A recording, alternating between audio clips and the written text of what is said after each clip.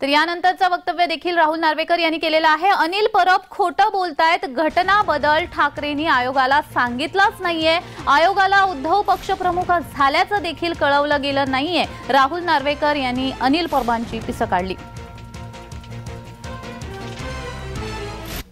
ठाकरे गट जे 4 एप्रिल 2018च्या पत्राचा रेफरन्स देत आहेत ते पत्रही मी वाचलं काल परवा। मला वाटतं अनिल परब पण त्या पत्राचा रेफरन्स देत होते, पण त्या पत्रात केवळ आणि केवळ ऑर्गनायझेशन स्ट्रक्चर जे निवडून आलंय त्या संदर्भातली माहिती इलेक्शन कमिशनकडे पुरवण्यात आली आहे। बिलकुल त्या पत्रात पक्षाच्या संविधानाबद्दल एक शब्दही लिहिला नाहीये।